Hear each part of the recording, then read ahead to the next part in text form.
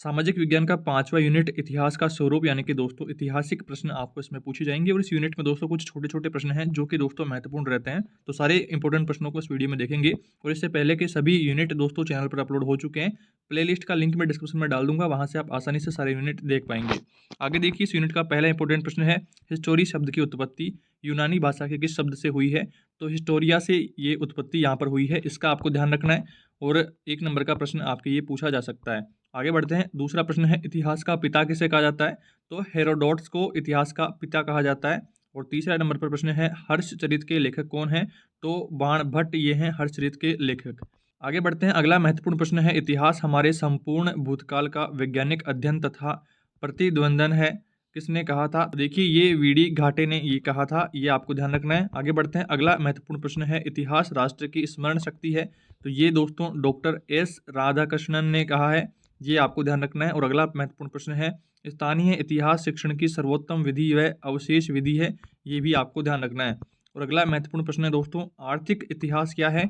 तो आर्थिक इतिहास अभिलेखों का इतिहास है जिससे मनुष्य ने आजीविका अर्जित की है, तो उसे आर्थिक इतिहास कहा जाता है, ये आपको ध्यान रखना है।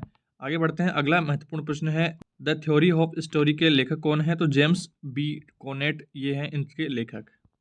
आगे बढ़ते हैं। अगला महत्वपूर्ण प्रश्न है सांस्कृतिक इतिहास के अंदर क्या आता है। तो देखिए, सांस्कृतिक इतिहास के अंतर्गत किसी समाज अथवा देश का साहित्य, शिक्षा, चित्रकला, वास्तुकला, संगीत, रीति रिवाज आदि का विवरण मिलता है, तो सांस्कृतिक इतिहास कहलाता है।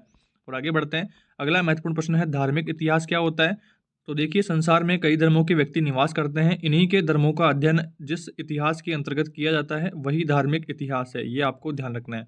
आगे बढ़ते हैं। अगला महत्वपूर्ण प्रश्न है मार्क्सवाद को अपनाने वाले 2 देशों के नाम बताइए। तो चीन और रूस आपको ध्यान रखना है।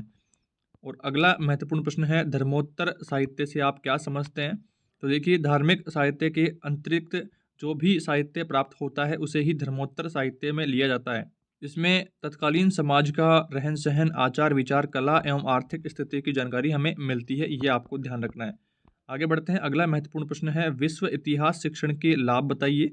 तो विश्व इतिहास शिक्षण से सद्भावना, वसुधैव कुटुंबकम, विश्व शांति, मानव सभ्यता, राजनीतिक सजगता आदि का विकास होता है, ये आपको ध्यान रखना है। अगला महत्वपूर्ण प्रश्न दोस्तों आपका मंदिर शैलियाँ कितने प्रकार की होती है। तो नागर शैली, बेसर शैली और द्रविड़ शैली, ये आपको ध्यान रखना है।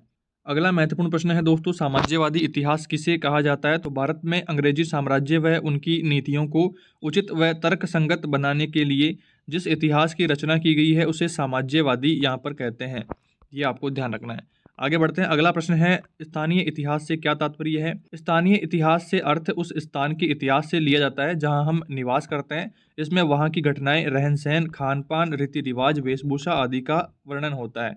तो ये दोस्तों कुछ महत्वपूर्ण प्रश्न हैं इस यूनिट के जिनको आपको याद करके जाना है, और जिनके पास सीरीज या बुक है तो वो उसमें से एक्स्ट्रा पढ़ सकते हैं। इस वीडियो में दोस्तों इतना ही, बाकी सारे यूनिट दोस्तों आप प्लेलिस्ट से देख पाएंगे।